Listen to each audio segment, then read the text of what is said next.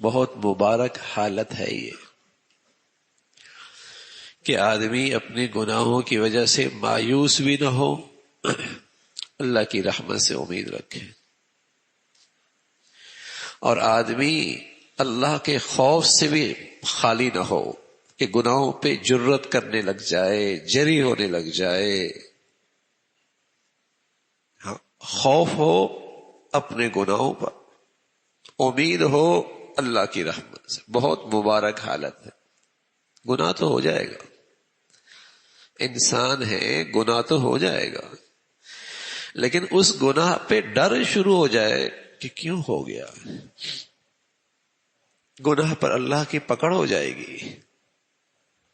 یہ جو خوف ہے یہ بڑی مبارک حالت ہے، اور اتنا خوف بھی نہ ہو کہ آدمی مایوس ہو جائے کہ میری تو بخشش ہی نہیں ہوگی، میری تو اللہ معاف ہی نہیں کرے، رحمت سے بھی امید۔ تو یہ جو حالت ہے یہ بڑی مبارک حالت ہے۔ آپ علیہ الصلوۃ والسلام نے فرمایا اگر تمہاری یہ حالت ہے کہ تمہیں اللہ کی رحمت سے امید ہے اور اپنے گناہوں کی وجہ سے سزا کا اور اللہ کی پکڑ کا ڈر بھی ہے، تو اللہ اس سے تمہیں ضرور محفوظ رکھیں گے جس سے تمہیں ڈر لگ رہا ہے، اور اللہ تمہیں اپنی رحمت سے بھی نوازیں گے۔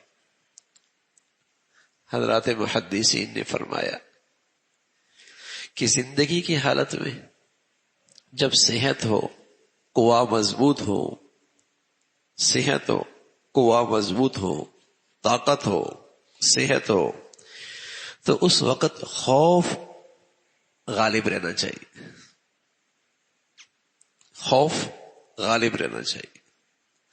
اور جب آدمی بڑھاپے میں چلا جائے، اعصاب کمزور ہو جائیں، اعمال اتنے نہیں کر پاتا، یا بیماری کی آخر حالت میں ہو، تو وہاں امید غالب ہونی چاہیے۔ اللہ کے نبی کے احادیث کو سامنے رکھ کر حضرات محدثین نے لکھا کہ عام حالت میں آدمی میں خوف غالب ہو، اپنے گناہوں کی وجہ سے، اللہ کی پکڑ کی وجہ سے خوف غالب ہو، تاکہ یہ چیز اسے گناہوں سے روک دے۔ اور بڑھاپے میں جب اعصاب اور قوا کمزور ہو جائیں یا زندگی کی آخری لمحات ہو، تو وہاں امید غالب آ جائے کہ اب تو عمل کر نہیں سکتا، اللہ کی رحمت سے امید ہے معاف کر دیں۔ لیکن شیطان کیا کرتا ہے، آخری لمحوں میں مایوس کر دیتا ہے، اب تیرا کیا بنے گا، اب تیرا کیا ہوگا، اب تو مارا گیا۔ اور جب تک صحت اور قوت ہوتی ہے تو شیطان دھوکہ دیتا ہے، اللہ بڑا رحیم ہے، اللہ بڑا مہربان ہے، اور گناہوں پہ جرت کرتا رہتا ہے۔ یہ نادان آدمی گناہوں پہ جری رہتا ہے، گناہوں پہ اصرار کرتا رہتا ہے۔ یہ ہلاکت ہے، یہ بربادی ہے۔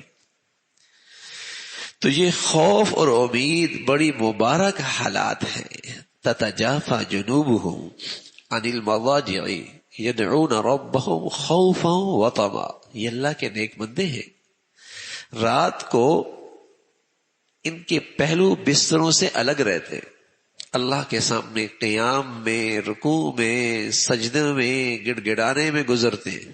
تتجافى جنوبهم عن المضاجع يدعون ربهم، اپنے رب کو بلاتے ہیں رات کو تہجد میں۔ لیکن کیا مطلب، اپنی عبادت پہ مطمئن نہ خوفاً، خوف، اتنی زبردست عبادت اور ایسی مبارک گھڑی میں عبادت نصیب ہوئی، ایسے مبارک ساعات نصیب ہوئے، لیکن دل خوف سے خالی نہیں ہے۔ خوف وطمع، ہاں اللہ کی رحمت کی طمع اور امید بھی۔ یہ ان مبارک ہستیوں کا تذکرہ ہے جو اللہ کے وہ مقبول بندے ہیں جنہیں رات کے تہجد اور رات کی مبارک گھڑیاں نصیب ہوتی ہیں، ان کی اللہ کریم تعریف فرماتا۔ تتجافى جنوبهم عن المضاجع يدعون ربهم خوفا وطمعا۔ تو کتنا بھی بڑا نیک آدمی ہو جائے، اس کی نیکی قبول ہو جائے اور وہ نیکی کے صحیح راستے پہ چل رہا ہے، اس کی ایک بڑی علامت ہے کہ اس کا دل خوف سے خالی نہ ہو، خوف خدا ہو۔ اسے خوف خدا نصیب ہو. اس خوف خدا کی برکت یہ ہوتی ہے کہ بڑی سے بڑی نیکی کی بھی توفیق مل جائے نا تو آدمی نیکی کی وجہ سے بھی غرور میں مبتلا نہیں ہوتا. آدمی نیکی کی وجہ سے بھی مغرور نہیں ہوتا. آدمی اس نیکی کی وجہ سے بھی دوسروں کو حقیر نہیں جانتا. یہ خوف عزیز ہے. اور یہی کسی بڑی سے بڑی نیکی کی قبولیت کی نشانی ہے. اس لیے اللہ کے نبی نماز پڑھتے تھے. اور نماز آپ کی نماز کیسے ہوگی؟ ساری امت کی نماز ایک طرف، آپ کی نماز ایک طرف، سب پہ بھاری. لیکن جب آپ نماز سے فارغ ہوتے تو سب سے پہلے کہتے اللہ اکبر، استغفر اللہ، استغفر اللہ، استغفر اللہ، معاف فرما دے، اللہ معاف فرما دے، اللہ معاف فرما دے. اللہ اکبر. ایسی بڑھیا نماز، اور وہ اللہ کے نبی کی نماز. لیکن اس کے بعد کہتے استغفر اللہ، استغفر اللہ، استغفر اللہ. یہ اللہ کے نبی کی سنت ہے. یہ کیا ہے؟ امت کو سبق دیا کہ بڑی سے بڑی نیک آدمی بھی اس کی نیکی کی قبولیت کیا ہے کہ اس کا دل خوف خدا سے خالی نہ ہو. خوف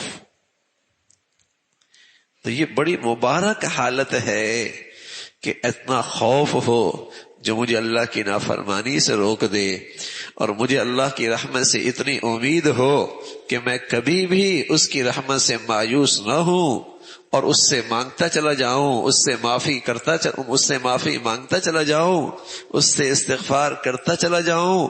مبارک حالت ہے. اللہ تعالیٰ بھائی یہ ایمانی صفات ہمیں بھی نصیب فرمائے.